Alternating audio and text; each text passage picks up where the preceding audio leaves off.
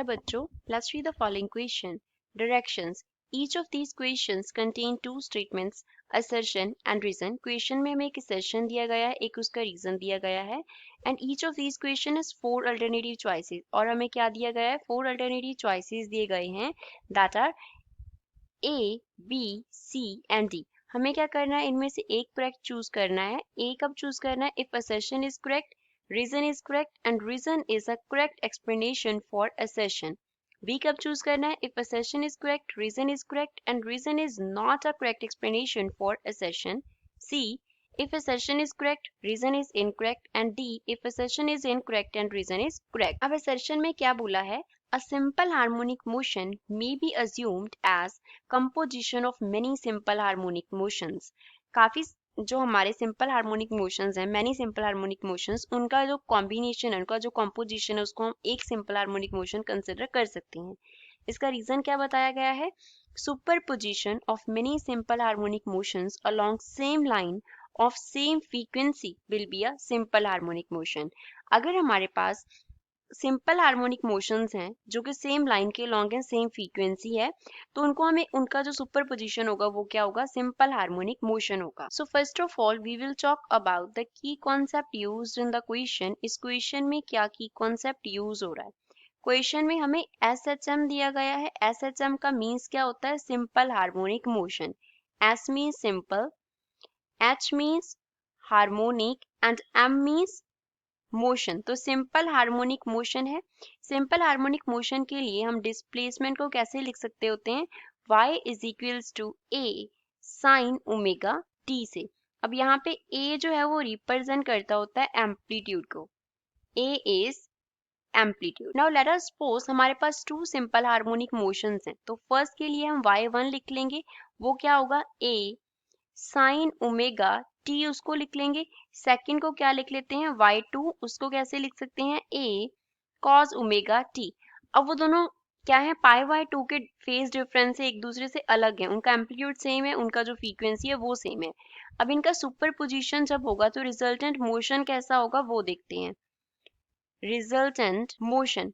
तो resultant motion निकालने के लिए हम सिंपली y को कैसे निकालेंगे? y1 में y2 ऐड कर देंगे. तो y क्या हो गया? It is a sine omega t plus a cos omega T हो गया. अब यहाँ से a को कॉमन निकाल लो तो क्या रह गया? a into sine omega t plus cos omega T रह गया. अब इस इक्वेशन को √2 से मल्टीप्लाई कर देना है, √2 से डिवाइड कर देना है. Then we can write y is equals to square root of 2 into a. यहाँ पे क्या आ गया? 1 बाय √2 से डिवाइड किया है, so we can write 1 by √2 into sine omega t plus यहाँ पे क्या लिख सकते हैं? 1 upon √2 into cos omega t लिख सकते हैं.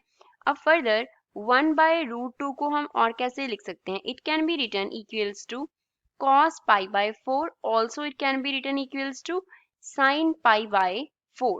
sin pi by 4 and cos pi by 4 1 by √2 होता है. तो यहाँ से y जो है वो किसके इक्वल आ गया? It is equals to 2 √2 into a into sine omega t के साथ हम cos का टर्म लिख लेंगे. तो ये बन गया cos pi by 4 into sine omega t plus यहाँ पे हम साइन का टर्म लिख लेंगे. तो साइन pi by 4 इंटू क्या बन गया?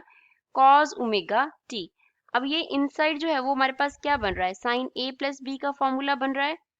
साइन a प्लस बी क्या होता है? It is equals to sine a cos b plus cos a sine b होता है. तो अब अगर हम a को ओमेगा टी कंसिडर करें एंड b को पाई बाय 4 कंसिडर करें तो y को हम कैसे लिख सकते हैं? It will be equals to √2 into a into साथ में क्या आ जाएगा? sin a plus b that is sin omega t plus pi by 4. Again यहाँ से हमने शुरू किया था वैसा ही इक्वेशन हमारे पास बन रहा है जो कि SHM को क्या कर रहा है? रिप्रेजेंट कर रहा है. तो हमने क्या किया? Two different simple harmonic motions लिए, उनका जो रिजल्टेंट है वो भी क्या आ रहा है? सिंपल हार्मोनिक मोशन आ रहा है. तो इसका हमारे पास असर्शन में यही बोला गया था कि सिंपल हार्मोनिक मोशन कंपोजिशन हो सकता है मैनी सिंपल हार्मोनिक मोशंस की. तो ये भी ट्रू है. रीजन में क्या बोला था कि अगर सेम फ्रीक्वेंसी होगी, हमने एंगुलर फ्रीक्वेंसी ओमेगा क्या लिया था? सेम लिया था. कि अगर सेम फ्रीक्वेंसी होगी, सेम लाइन के अलोंग वो होंगे, हमने एम्पलीट्यूड भी सेम कंसिडर किया था, तो मेनी सिंपल हार्मोनिक मोशंस का जो सुपर पोजिशन होगा वो भी क्या बनेगा, एक सिंपल हार्मोनिक मोशन बनेगा। तो assertion करेक्ट है, रीजन करेक्ट है, एंड रीजन assertion का करेक्ट एक्सप्लेनेशन है। So A is the correct answer for the given question. I hope you understood well. Thanks.